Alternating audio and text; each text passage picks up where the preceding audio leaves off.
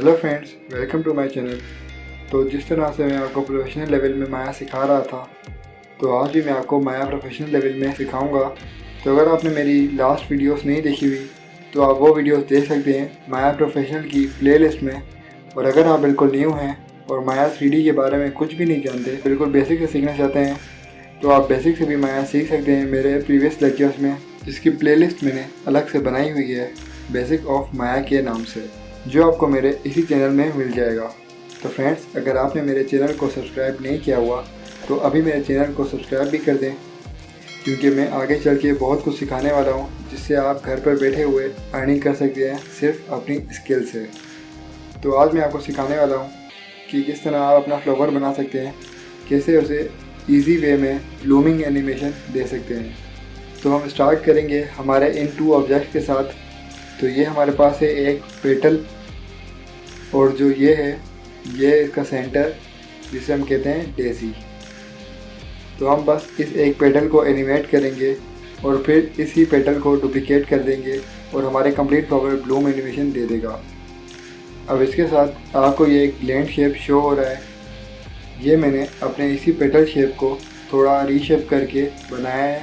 अब अगर किसी को ब्लेंड शेप का नहीं पता कि ब्लेंड शेप होता क्या है, तो मैं आपको बता देता हूँ कि ब्लेंड शेप क्या होता है और किस तरह से यूज़ होता है। आप इस वीडियो को पूरा देखिएगा ताकि आपको समझ में आ जाए कि ब्लेंड शेप होता क्या है और आप इसको यूज़ करके किस तरह से इजी वे में एनिमेशन कर सकते हैं अपने किसी छोटे से नॉर्मल ऑब्जेक्ट को। तो मैंने बस इस पेटल को सिलेक्ट किया, इसको मैंने कर दिया डुप्लीकेट और इसे रीशेप किया, और फिर थोड़ा सा रीशेप करके इसको मैंने यहाँ पर रख दिया। अब आप सोच रहे होंगे कि ये मैंने क्यों बनाया। ये शेप हमारा इसलिए मैंने क्रिएट किया है क्योंकि जब हमारा फ्लावर क्लोज हो रहा होगा तो वो ऐसा लुक देगा। इसको आप ऐसे समझ लें कि ये हमारी लास्ट रिज़ल्ट है या लास्ट एनिमेशन का एक पार्ट है। तो ब्लेंड शेप हम इसलिए यूज़ करेंगे ताकि हम इस पेटल के शेप को इस वाले पेटल शेप में एनिमेट कर दें ईजी वे में। तो ब्लेंड शेप यूज़ करना बहुत ही ईजी है। बस आपको ये करना है कि जो आपका लास्ट रिज़ल्ट होगा, आप उस ऑब्जेक्ट को पहले सिलेक्ट करोगे और उसके बाद हम शिफ्ट सिलेक्ट कर लेंगे अपने उस ऑब्जेक्ट को जो हमारा ऑब्जेक्ट होगा बिगिनिंग का। मतलब ये पहले इस तरह का होगा और एनिमेट होने के बाद ये इस तरह का बन जाएगा। तो अब इन्हें सिलेक्ट करने के बाद हमने जाना है डिफॉर्म में और यहाँ से हमें सिलेक्ट करना है ब्लेंड शेप को। तो अब ये क्या करेगा, ये हमें एक नोट बना देगा ब्लेंड शेप 1 के नाम से, जो आपको यहाँ चैनल बॉक्स में शो हो रहा है, या आप एट्रीब्यूट एडिटर पर जाके इसे देख सकते हो। यहाँ आपको ब्लेंड शेप 1 के नाम से नोट दे रहा होगा। तो अब अगर मैं इस वेट की वैल्यू 0 से ले जाऊँ 1 वैल्यू पर, तो ये हमारा जो पेटल है ये इस शेप की तरह एनिमेट हो रहा है। लेकिन अगर इसको आप साइड कैमरा करके देखें तो आपको ये पेटल इन बिटवीन में श्रिंक होता हुआ शो हो रहा होगा।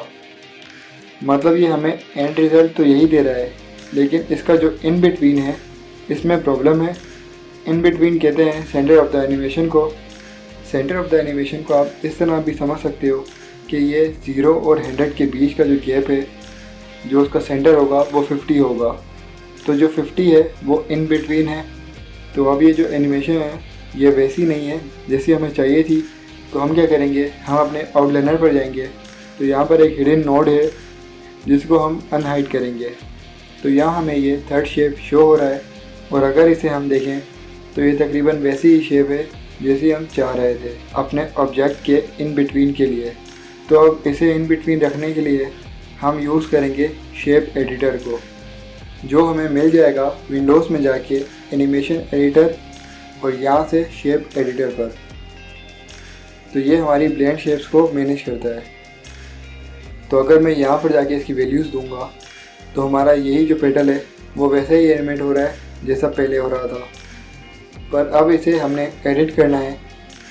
तो हम पहले इसे सिलेक्ट करेंगे जिसे हमने इन बिटवीन रखना है, और अब हम सिलेक्ट करेंगे इस ब्लेंड शेप के पेटल शेप नोट को। अब हम राइट क्लिक करेंगे तो हमारे पास ऑप्शन है add selection as in between target का। अब हम इसे सिलेक्ट करेंगे तो हमारे पास रिज़ल्ट आया है ये न्यू नोड का जो है पेटल शेप का। पर अगर यहाँ देखें पेटल शेप 1 को, तो यहाँ एक रेड लाइन शो हो रही है। ये रेड लाइन शो कर रही है कि जो इन बिटवीन है ये कहाँ एनिमेट होगा इस सीन में।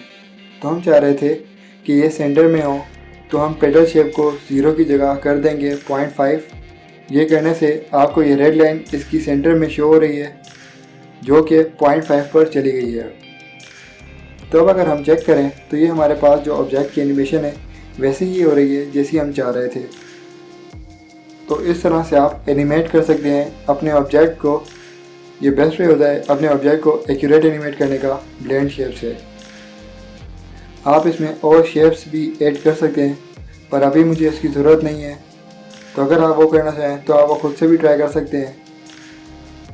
अब हमें इसी पेडल के साथ काम करना है, तो बाकी पेडल्स को मैं अभी के लिए Ctrl+H करके हाइड कर देता हूँ। अब इस पेडल को हम डुप्लीकेट करेंगे ताकि हम अपना कंप्लीट फ्लावर बना लें।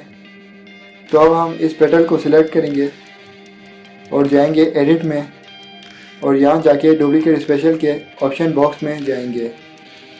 अब यहाँ ये जो ऑब्जेक्ट है ये हमें रेडियली डुप्लीकेटेड चाहिए, तो ये हमारा पेडल वाई की डायरेक्शन में है। तो अब हम अपनी डुप्लीकेट की वैल्यूज़ भी वाई के हिसाब से रख देंगे। तो अभी हमें 12 डुप्लीकेट चाहिए इसके, तो अभी हम यहाँ कॉपीज़ की वैल्यू रख देंगे 11, क्योंकि हमारे पास एक तो ऑलरेडी बनी हुई है। और जो हमें यहाँ वैल्यूज़ देनी है वो 12 से मल्टीप्लाई हो रही हैं।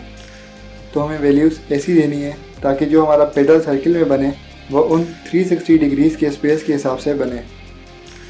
तो अगर 30 मल्टीप्लाई बाय 12 करें तो हमारा रिज़ल्ट आएगा 360, जो हमें रेडियली रिज़ल्ट देता है हमारी शेप के लिए। तो अब हम यहाँ 30 वैल्यू डालेंगे। ऐसे ही अगर हमारी पेडल ज़्यादा होती तो हम 360 के हिसाब से अपनी वैल्यू सेट कर देते। अब इसके बाद हमें डुप्लीकेट जो करना है वो एनिमेशन के साथ करना है।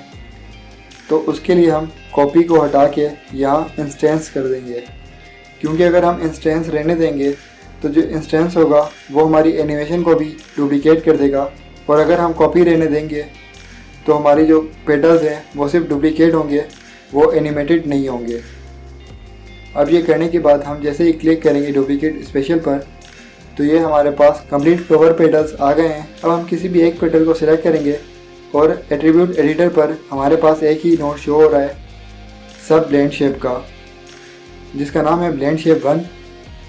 तो अब हम इधर से इसको सिलेक्ट करके इसकी वैल्यूज़ देंगे, तो ये हमारा फ्लावर क्लोज हो जाएगा और सारे पेडल्स एक साथ मूव करेंगे जैसे हम चाह रहे थे। अब हम इन सब को मॉडिफाई भी कर सकते हैं। अगर आपको लग रहा हो कि इन सब को साथ जुड़े हुए नहीं होना चाहिए, तो हम सिलेक्ट करेंगे एक को, फिर एक का गैप देंगे और सिलेक्ट करेंगे दूसरे को। ऐसे ही गैप के साथ सिलेक्शन करेंगे शिफ्ट सिलेक्शन के साथ, और इसे मूव अप या मूव डाउन कर देंगे ताकि जो हमारे ऑब्जेक्ट्स हैं ये आपस में ओवरलैप ना हो रहे हों। और अगर हम इन्हें स्केल करना चाहें तो हम इनको स्केल भी कर देंगे, या मूव करना चाहें तो हम इनको मूव कर देंगे। और अगर अब हम दोबारा एनिमेट करें तो ये एक अच्छा सा लुक हमें दे रहे हैं।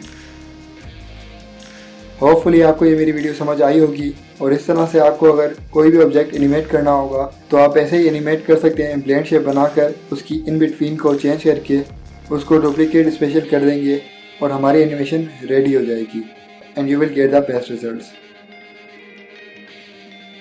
तो फ्रेंड्स, अगर आपको हमारी वीडियो अच्छी लगी है तो हमारी इस वीडियो को लाइक करें और बाकी फ्रेंड्स के साथ इस वीडियो को शेयर करें।